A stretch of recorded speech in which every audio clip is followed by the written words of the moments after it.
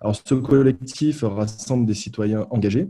Il a été créé pour mettre en lumière les responsabilités des acteurs du scandale du Covid-19 en France par la voie judiciaire à travers une action pénale collective. Alors, ce que nous reprochons à nos gouvernants, c'est leur impréparation et c'est ce que nous mettons en avant dans notre plainte face à cette catastrophe sur plusieurs plans, que ce soit sanitaire, économique ou social.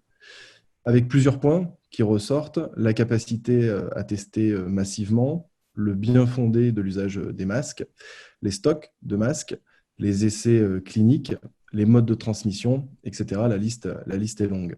Alors ce live sera un débat, une discussion ouverte avec pour thème secret médical en danger, où en est-on? Nous avons la chance d'avoir comme invité ce soir le docteur Karim Kelfaoui, un médecin généraliste qui s'est porté volontaire pour renforcer la régulation du SAMU pendant cette crise.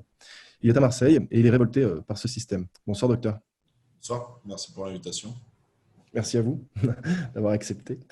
Alors dernièrement, on vous a découvert à travers une vidéo dans laquelle vous lancez l'alerte au sujet de la prime attribuée aux médecins qui accepteraient de donner des informations supplémentaires sur les patients touchés par le Covid. Dans cette vidéo, vous faites également référence à la plateforme Health Data Hub, une plateforme nationale qui centralise les données de santé des Français. Elle a été mise en place en décembre 2019 et elle est stockée sur les sites favorablement à nos demandes. Vous êtes un médecin dont les prises de position sont courageuses et dans le contexte actuel, nous tenions à le souligner et à vous remercier aussi pour vos différentes prises de position. Alors nous ouvrons donc cette discussion autour de ces sujets avec tout de suite une première question. Pouvez-vous nous dresser un état des lieux autour du secret médical et des données médicales aujourd'hui en France?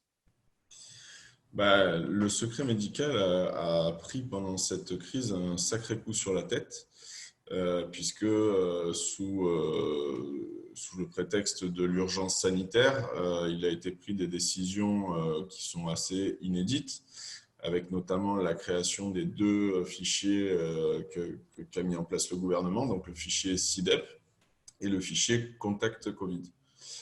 Ou Contact Tracing, je ne sais plus comment ils l'ont nommé, qui sont en fait des fichiers qui vont recenser, alors pour SIDEP, tous les résultats des biologies en lien avec le Covid, donc tous les tests de dépistage, que ces résultats soient positifs ou négatifs.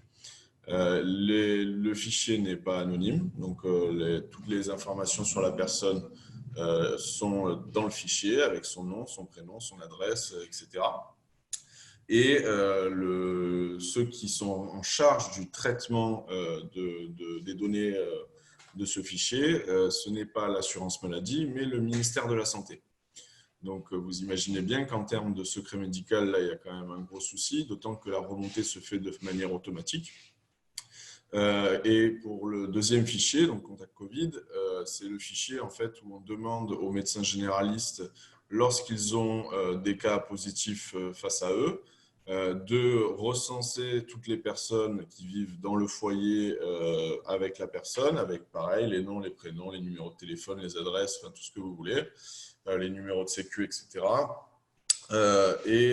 Éventuellement, en tout cas c'était au début ce qui était proposé, ils avaient pour ça un forfait de 55 € pour faire ce recensement de la famille. Et au départ, comble du cynisme et de l'indécence, le gouvernement proposait, pour faire un peu de zèle, de donner 2 à 4 € supplémentaires par cas contact en dehors de la cellule familiale. Bon, là-dessus, il y a quand même eu un gros débat politique sur ce qui est en train de se passer. C'est remonté jusqu'au Conseil constitutionnel qui a changé pas mal de choses, il faut bien le dire, dans ce qui était prévu au départ, notamment cette question de la rémunération supplémentaire par cas contact. C'était quand même fou, quoi. 2 € si on donnait quelques informations, 4 € si on donnait suffisamment d'informations pour pouvoir contacter Incroyable. directement la personne. Donc là-dessus, ils sont revenus. Il y avait pas mal de choses, notamment sur la durée de conservation des données donc qui, je répète, ne sont pas anonymes. C'est vraiment ça la différence avec ce qui peut exister dans d'autres maladies, où il existe en fait des systèmes de maladies qu'on appelle la déclaration obligatoire. Donc le Oui. VIH, la tuberculose, etc. Mais dans ces systèmes-là, les données sont anonymisées tout de suite. C'est-à-dire que vous êtes médecin, vous avez un cas, je sais pas, de tuberculose ou de VIH, vous allez remplir une fiche de notification. Dans cette fiche de notification, il n'y a pas le nom de famille de la personne, il y a juste la première lettre du nom de famille, il y a son prénom, sa date de naissance. Mais ce fichier-là part tout de suite à d'autres médecins de l'ARS qui vont remplir en fait un numéro d'anonymisation et couper la partie en fait qui donne votre nom. Et Donc ensuite, l'ARS, juste pour que les gens comprennent, l'ARS, donc l'Agence régionale de santé. Ouais. tout à fait, ouais. Et donc du coup, toutes les informations qui permettent de vous identifier, elles sont enlevées. Donc toutes les personnes ensuite qui vont avoir accès à ces données, en dehors du médecin du coup de l'ARS qui a vu des données qui sont identifiantes, le reste n'en voit pas. Il y a juste un numéro qui ne peut pas permettre de vous retrouver. Là, ce n'est pas le cas. Là, on est vraiment dans quelque chose de nominatif. Donc ça, c'était la grande nouveauté.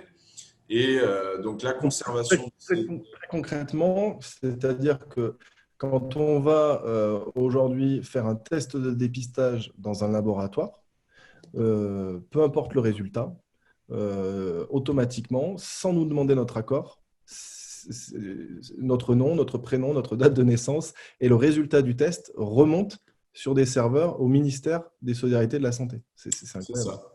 C'est C'est incroyable. ça. Les serveurs en question, c'est ceux de l'AP-HP. C'est eux qui sont chargés de l'hébergement des données, mais ceux qui sont responsables du traitement des données, c'est le ministère. Donc, on est dans une situation quand même ubuesque. Et donc, le Conseil constitutionnel a fait aussi d'autres rabotements. Donc, notamment, on est passé d'une durée de… en fait, ce qui était prévu au départ, c'était que les données elles soient gardées jusqu'à 1 an après la fin de l'état d'urgence sanitaire. Donc, l'état d'urgence sanitaire, c'est le gouvernement qui décide quand ça s'arrête. Ça n'a rien à voir avec l'épidémie. Là, je vois que l'épidémie, elle est quand même plutôt en train de bien reculer, mais il est prévu pour le 15 juin que l'état d'urgence sanitaire soit prolongé pour plusieurs mois encore. Bon, donc c'est eux qui décident quand ça s'arrête. Et au départ, les données elles devaient être gardées 1 an après l'état d'urgence sanitaire, jusqu'à 1 an après. Donc pourquoi? On ne sait pas pourquoi ils avaient mis ça.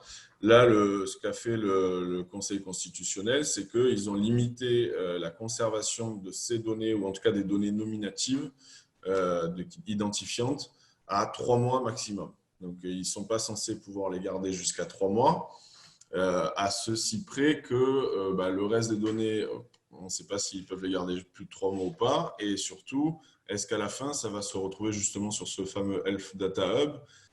La possibilité est ouverte. C'est-à-dire que pour l'instant, ça n'est pas prévu, mais la responsable justement du Health Data Hub dit non, ce n'est pas prévu, mais peut-être que ça se fera quand même. Le gouvernement pourrait le décider. Donc, on est dans un flou complet avec du coup une disposition qui, là, va contre le secret médical directement, puisque là, on n'a pas affaire qu'à des médecins et des soignants qui seraient en charge de la santé d'un patient et qui pourraient partager entre eux des données. Là, on est en fait face à, sous couvert d'une urgence sanitaire, une administration, qui est le ministère de la Santé, qui va avoir des données de santé sur les Français, et nominatives en plus. Donc, pour moi, là, il y a quand même un gros glissement. Alors, ce qui est en fait assez fou dans cette histoire, c'est que le Conseil constitutionnel a justifié cette décision en disant oui, effectivement, ces lois, enfin, cette proposition de loi avec la création de ces fichiers contrevient aux libertés constitutionnelles des individus, mais comme il se fait sur un motif qui est un objectif lui aussi constitutionnel, c'est-à-dire la préservation de la santé publique, alors on estime que ce texte peut passer. Et ça, c'est un précédent. C'est-à-dire que ça n'était jamais arrivé. on est rentré dans une période aujourd'hui où le motif de la préservation de la santé publique est devenu un motif suffisant pour contrevenir au secret médical et aux libertés constitutionnelles des individus. Donc aujourd'hui, c'est dans le cadre d'une crise sanitaire, enfin, d'une épidémie, mais demain, ce gouvernement ou un autre, comme il y a eu ce précédent, pourra se dire finalement, pourquoi je ne le ferai pas pour le diabète, la tension, le cholestérol, je ne sais pas, n'importe quoi. Tout ça, ça relève de la santé publique. Donc le mécanisme, une fois qu'il est là, vous ne l'enlevez plus en fait. C'est ça qui est très dangereux. Qu'est-ce que Microsoft enfin, je veux dire, Microsoft, qu'est-ce qu'ils peuvent enfin, quand ils ont ces données-là, qu'est-ce qu'ils peuvent en faire finalement? Alors, il y a quand même deux choses à part. Il faut bien les séparer. Il y a les deux fichiers en question, Contact Tracing et CIDEP, qui font dans le cadre du Covid, qui pour l'instant, il n'est pas prévu qu'elles finissent sur le Health Data Hub, mais ça pourrait changer. C'est ce qu'on comprend en fait quand on lit entre les lignes. Et après, il y a ce Health Data Hub qui était déjà prévu avant la crise Covid. Donc, il a commencé à être examiné dès 2018. Il y a eu un premier texte qui est passé pour acter la création de cette plateforme nationale des données en juillet 2019. Et c'est en décembre 2019 qu'on a acté le fait que ça allait être Microsoft qui allait être en charge de l'hébergement des données. Et ça s'est fait sans appel d'offres. C'est-à-dire que l'État n'a pas fait d'appel d'offres et a donné directement le marché à Microsoft au motif que ce seraient les seuls qui seraient en capacité d'assurer une sécurisation suffisante des données. Bon, on peut les croire sur parole. Moi, j'ai de plus en plus de mal à les croire. Maintenant, qu'est-ce qui se passe avec cette plateforme? Si vous voulez, les données qui vont arriver là, c'est lesquelles? C'est absolument toutes les données de santé des Français. C'est-à-dire toutes les données de santé qui sont dans les hôpitaux, toutes les données de santé qui sont dans les pharmacies, toutes les données de santé qui sont dans ce qu'on appelle le dossier médical partagé. Donc, c'est un dossier numérique qu'on nous encourage maintenant à remplir, qui permettrait de plus facilement en fait, échanger les informations entre médecins et entre personnels soignants, ce qui en soi, on peut très bien s'entendre. Mais là, du coup, toutes ces données-là vont se retrouver sur les serveurs de Microsoft et elles seront pseudonymisées. C'est-à-dire qu'on ne va pas mettre votre nom, votre prénom et votre date de naissance qui permettent de vous identifier directement, mais on mettra le reste des données.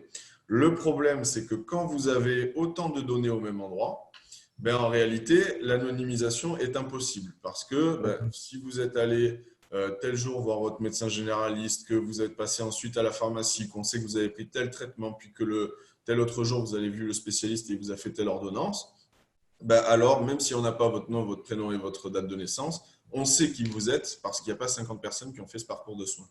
Donc, l'anonymisation n'existe pas dans ce cadre-là. Donc, on se retrouve avec une plateforme qui est là officiellement pour favoriser la recherche en santé et notamment la recherche sur l'intelligence artificielle en santé. Maintenant, déjà, est-ce que vraiment c'est un objectif désirable et surtout, est-ce que c'est un outil qui est très dangereux? Est-ce que ça nécessite qu'on développe ce type d'outil? Mais en plus de ça, vous avez donc Microsoft qui a accès aux données. Les données, on nous dit elles sont chiffrées, sauf qu'on a donné la clé de déchiffrage à Microsoft. Donc, c'est quand même sympa. Et en plus de ça, Microsoft est est une entreprise américaine et comme tous les hébergeurs de services, Google, etc., ils tombent sous le coup du Cloud Act. Donc, c'est une loi américaine qui est passée il y a 2 ans, je crois, et qui en fait permet à l'administration américaine, si elle le désire, de forcer les hébergeurs de services, donc Microsoft et les autres, à leur donner leurs données, y compris quand ces données ne sont pas hébergées aux États-Unis, quand ces données concernent des ressortissants des autres pays. Donc, on connaît l'histoire d'Edward Snowden et de la surveillance de masse. Là, l'administration américaine a pris le parti de carrément l'afficher, de dire oui, on va le faire, et puis on le fait, et puis c'est tout. Et en fait, nous, on se retrouve dans une situation où on a des lois européennes, le RGPD qui est censé nous protéger nos données, etc., mais qui est complètement en contradiction avec ce Cloud Act. Et en réalité, rien ne pourra empêcher le gouvernement américain. Qu'est-ce qu'on va leur dire? On va leur dire quoi? On va vous faire la guerre si vous nous prenez nos données? Bien sûr que non. Donc, on est dans cette situation assez folle où on va confier nos données à un géant américain qui pourrait être obligé, s'ils sont vraiment obligés, hein, parce que dans l'histoire d'Edward Snowden, ce dont on s'aperçoit, c'est qu'ils le font bon gré mal gré, c'est-à-dire qu'il n'y a pas besoin de beaucoup les forcer pour qu'ils donnent les données au gouvernement américain et aux agences de surveillance américaines. Donc voilà. Donc après, concrètement, qu'est-ce que ça voudrait dire si demain Microsoft avait elle aussi envie d'utiliser ces données pour gagner de l'argent? En réalité, elle pourrait les revendre à votre banque, votre assurance, pourquoi pas votre employeur, et qui déciderait du coup, la banque, elle ne va pas prendre le risque parce qu'elle sait que vous êtes malade, ce qu'ils essayent déjà de faire hein, quand vous remplissez des dossiers de prêt. Ils vous envoient chez votre médecin qui doit remplir un dossier, etc. Ce qui est illégal. Moi, je refuse de le faire. Maintenant, après, on est toujours embêté parce que les patients ils nous disent oui, mais si on ne fait pas ça, ils ne vont pas nous faire le prêt. Bon, là, on n'aura même plus la question à se poser. Ils pourraient avoir directement accès à ces données. Il y aurait, de toute façon, il va y avoir on va nous dire oui, mais on a fait des lois, ils recevront des amendes de temps s'ils revendent ces données de santé. Sauf que, encore faut-il arriver à prouver qu'ils les ont vendues. Et quand bien même on arriverait à prouver, on ne pourra sûrement que pour une petite partie de ce qu'ils ont réellement vendu. Et autant vous dire que la somme des amendes qu'ils vont recevoir pour ce que vous avez pu prouver, c'est absolument une goutte d'eau par rapport à l'argent qu'ils auront pu ramasser en vendant tout le reste des données. Donc, si vous voulez, on est face à des choses qu'il faut avoir en tête. Quand on crée un outil, il faut s'attendre à un mésusage. Quand on a un couteau entre les mains, on peut très bien couper du beurre, mais on peut aussi tuer quelqu'un. Voilà. Quand vous faites des outils comme ça, il faut absolument s'attendre à ce que l'utilisation qui en est faite déborde du cadre que vous en aviez prévu au départ. Alors aujourd'hui, comment le corps médical pourrait, face à des épidémies, des pandémies, comment nous gouvernants et le corps médical, comment pourrait-il s'organiser pour justement protéger nos données numériques? Comment on pourrait gérer au mieux, d'après vous, des catastrophes comme celle-ci, tout en protégeant nos données? Il y a des solutions? Alors oui, il y a des solutions. Déjà, commençons par dire que le traçage n'a servi strictement à rien jusque-là. Ce n'est pas un système de protection, c'est une vue de l'esprit de le penser. En tout cas, on n'a aucune preuve scientifique que le traçage de masse permet d'une quelconque façon d'enrayer une épidémie, en tout cas quand l'épidémie est vraiment déclarée. C'est-à-dire que ça peut effectivement avoir un intérêt en tout début quand vous avez quelques cas pour briser effectivement rapidement les chaînes de contamination et essayer d'isoler les patients quand il y en a peu. Mais une fois que vous avez 3, 4, 5, 6 000, 7 000 personnes chaque jour nouvelles qui sont infectées, alors vous pouvez mettre en place tous les systèmes de traçage que vous voulez, vous aurez toujours un train de retard. Donc ça ne nous protège absolument pas de l'épidémie pour une raison qu'on comprend très simplement. Une personne qui est infectée, elle va mettre plusieurs jours avant de déclarer des symptômes si elle en déclare. Si elle en déclare, bien sûr, elle peut être asymptomatique. Dans cet intervalle, elle peut être contaminante. Ensuite, quand elle commence à déclarer des symptômes, il va y avoir encore un délai avant qu'elle aille voir un médecin, puisque tant que les symptômes ne sont pas forcément invalidants, on ne va pas forcément voir son médecin. Là aussi, vous êtes contaminant. Ensuite, quand le médecin vous voit, il faut déjà qu'il fasse le bon diagnostic, mais ça, c'est un autre débat. Mais surtout, même s'il fait le bon diagnostic, il va vous prescrire un test de dépistage. Là aussi, vous allez avoir encore un délai avant qu'on ait le résultat. Et c'est qu'à ce moment-là, donc je ne sais combien de jours après, finalement, après avoir été autant de temps contaminant, qu'éventuellement un système de traçage commencera à agir. Donc, vous comprenez bien que pour gérer une épidémie qui est déjà là, ça ne sert à rien, quoi. Donc, le fait même de tracer pour gérer une épidémie, c'est absolument discutable. Je ne vais pas affirmer quelque chose que je ne sais pas. Ce que je sais, c'est qu'on n'a pas pu prouver scientifiquement que ça a un intérêt. Donc l'application Stop Covid. Je dis donc l'application Stop Covid qui est sortie cette semaine, début de semaine. C'est une vaste blague. C'est-à-dire qu'une application comme celle-là, faudrait déjà qu'il y ait énormément de gens qui l'installent. Ça, c'est une première chose. Ensuite, il faudrait qu'on soit qu'elle arrive 3-4 mois plus tôt, cette application.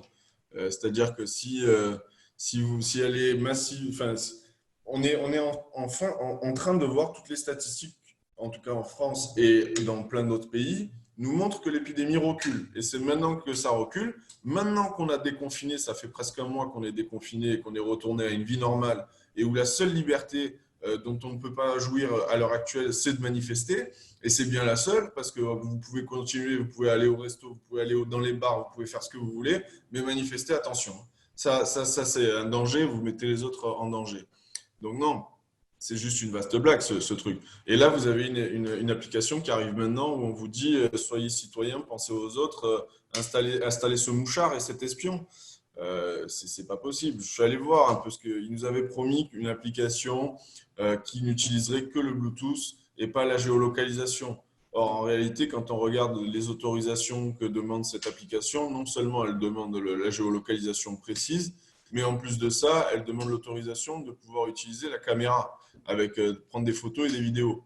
Alors, ils vous disent oui, c'est pour pouvoir scanner des QR codes en cas de positivité, etc., qui seront sur les résultats des biologies.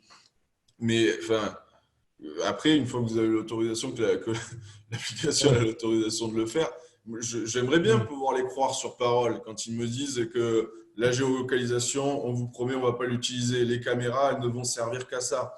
Mais c'est les mêmes personnes qui nous ont dit que porter un masque, ça ne servait à rien en population générale, parce qu'ils n'en avaient pas à nous donner et qu'un mois et demi après, ils viennent vous dire qu'il faut en porter maintenant tout le monde, tout le temps. Enfin, c'est les mêmes qui vous disent que les tests de dépistage ne servent à rien et en réalité, c'est juste parce qu'ils n'en ont pas. C'est les mêmes qui vous disent que… Enfin, donc voilà, stop. C'est juste, on ne peut pas les croire. Je ne peux pas les croire. Donc non, l'application Stop Covid, je pense que c'est une vaste blague, que c'est encore une fois un outil de flicage qui a l'air très intéressant pour le gouvernement, mais qui, à mon sens, n'est pas utile pour arrêter une épidémie. Et que si on a demain de nouvelles épidémies à laquelle on doit faire face, qu'est-ce qu'on doit faire pour protéger les données de santé et protéger la santé des patients? Faire ce qu'on a fait jusque-là dans la plupart des épidémies, en tout cas au XXe siècle, quand on a réussi à les traiter. C'est-à-dire dépister les malades le plus tôt possible, les isoler et les traiter. C'est tout. C'est la seule chose qu'il y a à faire. Il n'y a pas besoin d'inventer des systèmes de traçage pour ça. Si vous avez des tests en masse et que vous avez de quoi dépister et que vous avez réquisitionné le secteur hôtelier qui est vide pour isoler les personnes, plutôt que de les laisser chez eux pour infecter toute leur famille, alors vous avez une chance d'enrayer une épidémie. Mais si c'est juste créer des gadgets technologiques pour dire on a fait quelque chose et en réalité l'utilisation qui en est faite, elle va se retrouver extrêmement différente de ce que vous aviez dit au départ, voilà, c'est toujours pareil. Il y a des précédents, il faut le voir. C'est-à-dire qu'on a eu un état d'urgence contre le terrorisme. Quand les associations ont regardé qui était ciblé le plus par ces fameuses fiches S qui étaient créées pour les terroristes, en réalité, ça a été utilisé pour ficher les militants syndicalistes et les militants écologistes. Voilà, ça c'est une réalité. Donc on sait que quand on crée des systèmes, ils peuvent être utilisés pour autre chose que ce qu'on nous en a dit au départ. Et en plus de ça, quand vous voyez ce qui s'est passé avec cet état d'urgence pour le terrorisme, le mot état d'urgence, normalement, ça veut dire ce que ça veut dire. Ça veut dire que vous pouvez le mettre pendant une période donnée, la plus courte possible, pour faire face à une urgence. Et ensuite, ça s'arrête. Sauf que là, l'état d'urgence pour le terrorisme, il a été reconduit 6 fois. Puis au bout de 6 fois, l'équipe Macron qui venait d'arriver au pouvoir a dit « Ah bah, on ne peut pas rester toute notre vie en état d'urgence, donc qu'est-ce qu'on va faire ? On va transposer toutes les dispositions de l'état d'urgence dans la loi organique, c'est-à-dire ordinaire. » Voilà. Donc en fait, on est passé d'un état d'urgence qui devait s'arrêter rapidement à un état d'urgence qui a été reconduit 6 fois, et puis finalement à un état d'urgence qui est devenu perpétuel, qui est devenu permanent. Donc voilà, c'est ce que vous craignez, c'est ce que vous craignez avec ce qui est en train de se passer aujourd'hui avec nos données. Ah ben complètement, complètement. Moi, je crains que quelques cas qui sont recensés, qui ne le seraient pas s'il n'y avait pas eu toute cette histoire, parce qu'en vrai, on n'aurait pas dépisté, mais que quelques cas suffisent à dire, voilà, il y a encore le Covid, donc on continue, quoi. On continue et puis il faut voir ce qu'il y a derrière. C'est-à-dire qu'ils ont fait passer des choses extrêmement liberticides, quoi. Il y a le secret médical, mais bon, on commence à voir apparaître des drones, on commence à voir apparaître des pouvoirs à l'administration et au préfet qui sont complètement inédits, à la police qui est complètement inédite. La police peut venir vous dire, voilà, vous n'avez pas à être là, boum, amende. Bon, bah, c'est complètement arbitraire.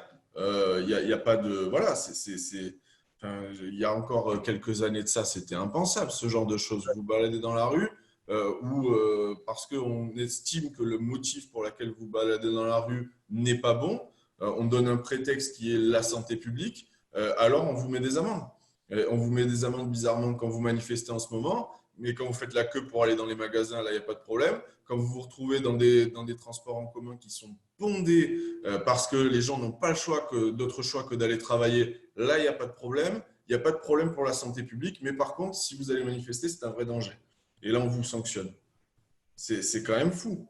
Non, non, mais il y a un sérieux problème, ça, on est bien d'accord. Hein. On est bien d'accord. Donc, dans les solutions, bon, parce que moi, je pense souvent au sida. C'est-à-dire qu'au moment du sida, je veux dire, bon, on n'avait peut-être pas les technologies qu'on a aujourd'hui, hein, ça c'est certain, mais je veux dire, dans les mesures de protection de la population, qu'est-ce qui a été réellement fait à ce moment-là? Est-ce qu'on aurait pris, si le sida arrivait aujourd'hui, est-ce qu'on aurait pris exactement les mêmes dispositions? Est-ce que, je sais pas. Il y a plein de questions comme ça qui… Bah, disons que la preuve que non, c'est-à-dire que le sida à l'époque, c'était quand même quelque chose. On n'avait pas de traitement, on ne savait pas comment les gens mouraient, ils mouraient par paquet, on n'arrivait pas à comprendre comment fonctionnait le virus et ça a duré des années, ça n'a pas duré des mois, ça a duré des années. Pour autant, on n'a pas pris des dispositions aussi liberticides, on n'a pas entamé d'un iota le secret médical, c'est-à-dire que nous, en tant que médecins, si on voulait, si on avait face à nous un patient, et c'est toujours le cas, hein, si on a face à nous un patient qui est VIH+, ben, on n'a pas le droit d'aller prévenir sa famille, d'aller prévenir sa femme, sa maîtresse, etc. On n'a pas le droit de le faire. C'est ça la réalité. Et on n'a pas le droit Ouais. de le faire remonter à quelque administration que ce soit. Il y a une déclaration obligatoire, oui, mais elle est anonymisée. Voilà. Donc, on n'a pas le droit de le faire. Et là, on se retrouve pour un virus qui est, oui, bon, qui présente une forte contagiosité, qui a fait des morts, qui présentait principalement le risque, en fait, le vrai risque avec le coronavirus, parce qu'il ne tue pas plus que d'autres virus. C'est juste qu'à un moment, on se retrouvait avec des hôpitaux saturés et que là, on ne pouvait plus faire face à l'afflux de patients graves et on se retrouvait à les trier. Voilà, c'était ça le danger. Oui, Mais on a démonté aussi complètement notre système de santé depuis 10 ans, quoi. voilà, c'est exactement ça. C'est-à-dire que c'est pas juste un virus, c'est un virus qui vient s'appliquer sur un système de santé et surtout un système hospitalier qu'on a détruit. C'est ça la réalité. Ouais. On a littéralement détruit en faisant rentrer des logiques marchandes, capitalistes, Mm. dans un système qui ne l'était pas. C'est-à-dire qu'on est sorti de la Deuxième Guerre mondiale, le Conseil national de la résistance et Ambroise Croizat ont créé un système de solidarité qui s'appelle la sécurité sociale. Mm. Chacun cotise à hauteur de ses moyens, chacun reçoit en fonction de ses besoins. Et c'était le même modèle qui était appliqué à l'hôpital, c'est-à-dire peu importe qui vous êtes, venez, vous serez soigné. Et on soignait tout le monde. Et une fois qu'on avait soigné tout le monde, alors on regardait combien ça avait coûté et on allait chercher la recette. Et depuis les années, je crois que c'est 97, c'est sous Juppé, on a changé de paradigme. On est arrivé dans un système où on a créé ce qu'on appelle l'ONDAM. Donc, c'est l'objectif national de dépenses de l'assurance maladie.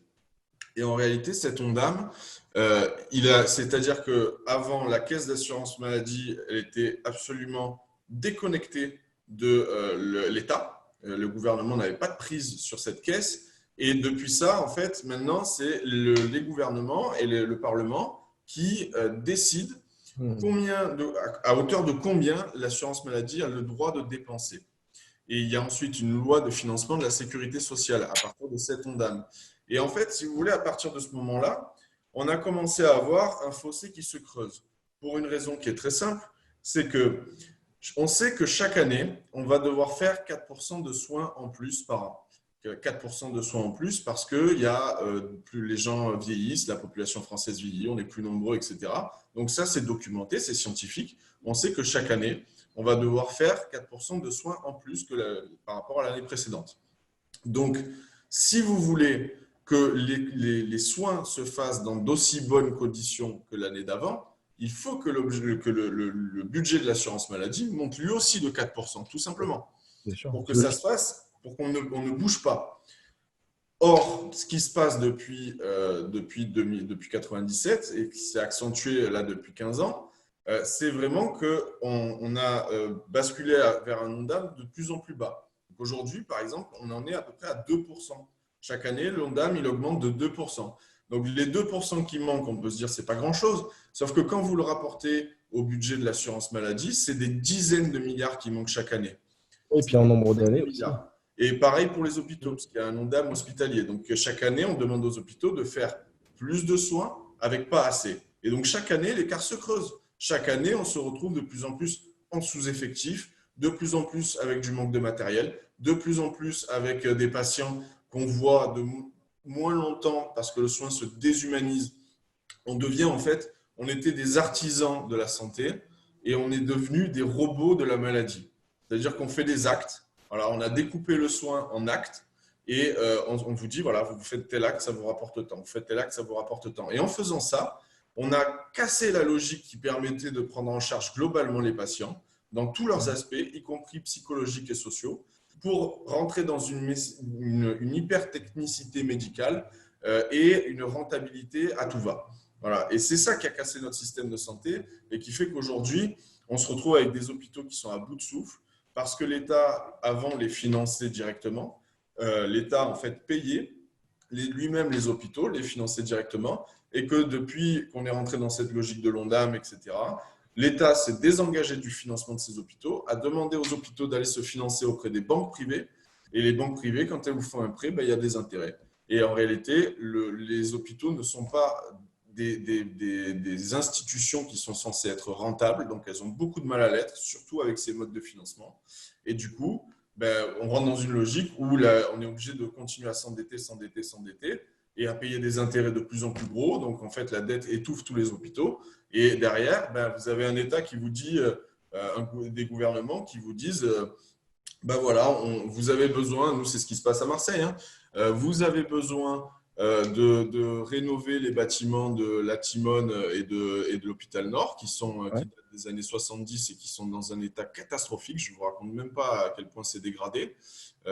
Si vous saviez les couloirs, les coulisses dans ces bâtiments, vous auriez honte de penser qu'on peut essayer de soigner des gens là-dedans. Et donc, en réalité, ce que l'État dit, c'est bon, voilà, vous avez besoin de rénover ces bâtiments. Vous êtes endetté à hauteur de 1 milliard et quelques, donc vous ne pouvez pas le faire. Donc, on estime que la rénovation, ça va coûter 500 millions. Donc, voilà ce qu'on fait. On vous en prête 250 millions. Les collectivités locales vont vous prêter 250 millions. Et en échange de la rénovation de ces bâtiments, on va faire une modernisation de l'offre de soins, c'est-à-dire on va supprimer 1200 postes sur 12 000. On va fermer les structures dans les quartiers sud. Il y avait 2 hôpitaux dans les quartiers sud qui sont en train d'être fermés et vendus aux startups, loués aux startups pour des prix absolument incroyables. Et voilà comment on a démonté notre appareil hospitalier. Et c'est pareil partout. Et là, on parle d'hôpitaux qui doivent continuer à fonctionner. On parle des gros hôpitaux de Marseille. Donc, ils vont les rénover à ce prix-là, mais ils vont les rénover. Dans les campagnes, les petites et moyennes structures ne sont juste crèvent en fait. C'est tout. On les laisse crever. On dit voilà, on ferme les urgences. Souvent, ça commence comme ça. Oui, pour plein de motifs. On leur explique que dans une perspective de groupement hospitalier des territoires. On a vu ça un peu avec les maternités aussi. Oui, c'est ça. Et pour augmenter l'efficience, etc., on vous dit on va fermer d'abord les urgences. Et en général, parce que voilà, on fait un gros pôle d'urgence quelque part dans la région. Et on vous dit, voilà, c'est là que ça se passe, c'est là qu'il y a le meilleur matériel, c'est là que ce sera le plus efficace. Et on ferme des urgences. Et en fait, une fois que les urgences sont fermées, c'est la porte d'entrée de l'hôpital. Donc, le reste de l'activité de l'hôpital commence à péricliter. Et à chaque fois que l'activité diminue, on dit, vous voyez, vous n'avez pas assez d'activité, c'est qu'il faut fermer là. Voilà. C'est dingue parce qu'aujourd'hui, on voit de plus en plus de personnes qui sont obligées d'aller se faire soigner maintenant à l'étranger, quoi. C'est fou, quoi. Parce qu'on nous parle d'un des meilleurs systèmes de santé au monde, mais on se fout royalement de notre gueule, quoi. Il l'était, hein. Il l'était. Il On l'était. avait un système de santé extrêmement performant, mais ça fait 30 Bien ans qu'il subit des attaques d'une logique de marché, de marchandisation de la santé, de marchandisation rampante. On parlait de l'hôpital, du coup, qui est devenu une entreprise, puisqu'elle doit rembourser ses dettes, il faut qu'elle soit rentable et qu'elle puisse le faire. Donc, c'est devenu une entreprise. On peut parler de la sécurité sociale qui est passée d'une caisse collective des travailleurs, parce que c'est ça au départ la sécurité sociale, hein. C'est une caisse collective des travailleurs, ce qu'on appelle aujourd'hui tout le temps des charges, c'est en fait des cotisations sociales, c'est-à-dire une partie de votre salaire qui est à vous, qui est juste différée dans le temps, c'est-à-dire qu'on vous la met de côté pour le moment justement où vous allez être malade, le moment où vous allez être handicapé, le moment où vous allez être vieux, que vous ne pourrez plus travailler, etc.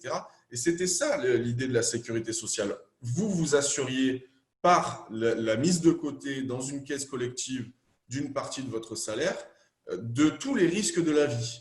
La santé, la vieillesse, enfin, la maladie, la vieillesse, etc., le handicap et tout ça. Et aujourd'hui, on a un système du coup qui était une caisse de travailleurs collective et qui était à l'époque relativement démocratiquement administré. Et on est passé à une institution qui est sous la coupe des gouvernements, alors qu'avant elle ne l'était pas, qui dicte la loi maintenant à cette caisse, à cette administration-là, et où on a petit à petit, on l'a vidé de sa substance, donc déjà des travailleurs, et puis en plus de ses missions. Puisque au fur et à mesure, on a dit oh, bah, la sécurité sociale, elle va plus s'occuper de cette partie du remboursement. Ah ben, elle va pas s'occuper de cette partie-là non plus. Ah ben là non plus. Et en fait, ça permet comme ça de laisser de la place au secteur privé et aux assurances privées, qu'on appelle des mutuelles, mais elles ont de mutuelles que le nom, c'est des assurances privées que vous payez plein pot, alors qu'en réalité, vous avez déjà mis une partie de votre salaire de côté pour vous assurer contre ces risques. Mais on vous dit, bah non, comprenez, il faut baisser les charges et compagnie. Donc, bah, du coup, vous payez, au lieu de le payer en charge, vous le payez directement en impôt privé en payant une assurance mutuelle à côté. Voilà, c'est ça qui s'est passé. Pour faire un clin d'œil au thème de ce soir, qui est secret médical en danger, finalement, il n'y a pas que le secret médical qui est en danger, bien sûr que c'est en danger, mais c'est tout notre système de santé qui est en danger, c'est tous les professionnels de santé. Moi, j'étais complètement révolté de voir que, enfin, je veux dire, sur le terrain, les médecins n'avaient aucun moyen, quoi, les soignants, mais on a envoyé les gens sur le front avec rien, quoi, rien. C'est honteux et ça, c'est pas digne du système de santé français tel qu'on l'a conçu, tel qu'on devrait là encore le concevoir. Et c'est sûr pour ça, il faut s'engager et il faut faire changer les choses.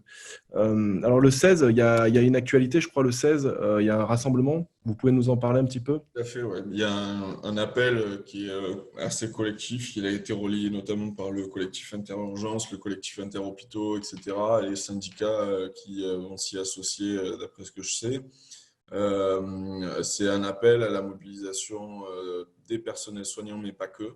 En fait, ce qu'on espère, c'est que la masse des Français qui nous a applaudi à 20 heures, on les remercie, mais il est temps justement de vraiment nous aider. Et si vous voulez vraiment nous aider, il faut être avec nous le 16 juin dans la rue, parce que ils sont en train de faire quelque chose qui, à mon sens, est encore une fois d'un cynisme pas possible. C'est-à-dire, ils vous disent, oui, voilà, on voit que tout va mal, que vous n'êtes pas bien, etc. Donc, on va faire un Ségur de la santé. Voilà, on vous dit, on va faire un Ségur de la santé.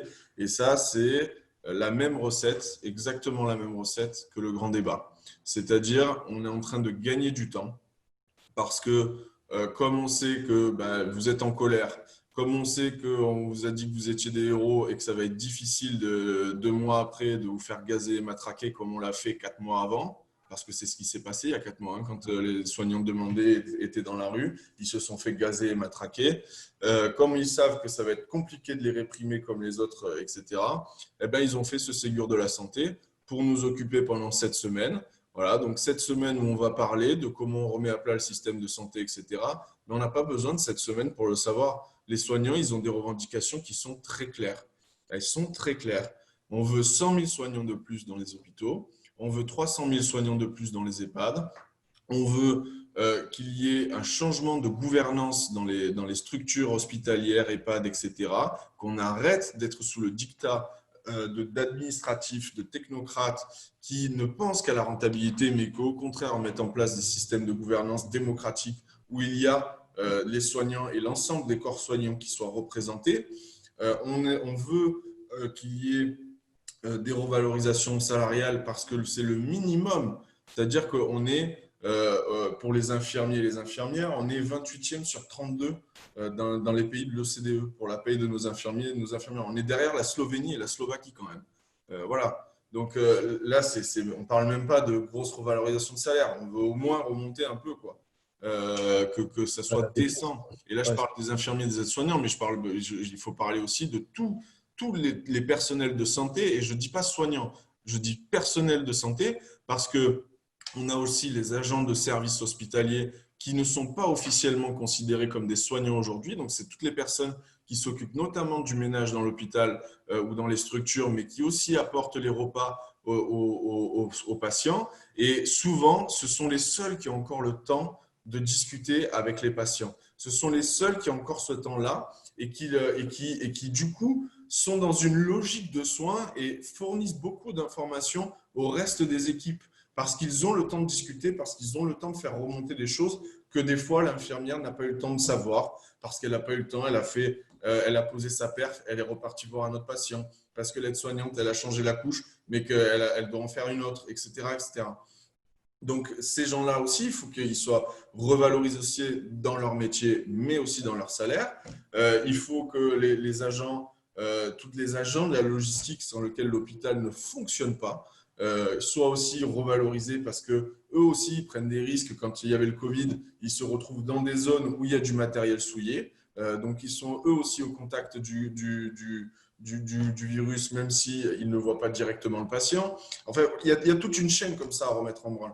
Et après, il faut qu'on sorte de cette logique comptable de la santé et qu'on revienne à quelque chose de sain et de solidaire où c'est à l'État d'aller trouver l'argent quand il en manque pour payer les soins de toutes et tous. Voilà, c'est tout. Il n'y a pas de discussion à avoir. Donc, je pense que le message est passé. Le 16, voilà, si vous voulez avoir une médecine humaine, en fait, c'est ça, avoir une médecine humaine, il faut être avec les soignants et il faut qu'on se fasse tous entendre. C'est le moment de faire bouger les choses. Il faut vraiment que on ne peut pas accepter ça. C'est pas possible. La santé, c'est le bien qu'on a le plus précieux. Et c'est quand on l'a perdu qu'on s'en aperçoit. Souvent, c'est trop tard, malheureusement, mais on ne doit pas, à mon sens, accepter tout ce qui est en train de se passer. Et il faut être avec vous le 16, il n'y a pas photo. En tout cas, je vous remercie pour cet échange. Je rappelle que ce live a été réalisé donc, par le collectif Justice Covid-19, que chaque citoyen est invité à nous rejoindre pour participer à nos actions, à notre action pénale qui a été lancée il y a à peu près un mois. Donc, pour nous rejoindre, c'est sur notre site internet, www.justicecovid19.com. Ouais, il n'y a pas de raison qu'on ne soit pas tous reconnus pour les différents préjudices que nous avons subis dans cette crise. Et si ce n'est pas déjà fait, n'hésitez pas à vous abonner à la chaîne de notre collectif pour être informé de nos nouvelles vidéos. Merci de penser aussi à partager cette vidéo sur les réseaux sociaux. Pardon. Et puis, merci à l'équipe du collectif d'avoir organisé ce live. Très bonne soirée à tous et merci, docteur. Et merci à vous pour l'invitation. C'était un vrai plaisir de pouvoir discuter. Merci.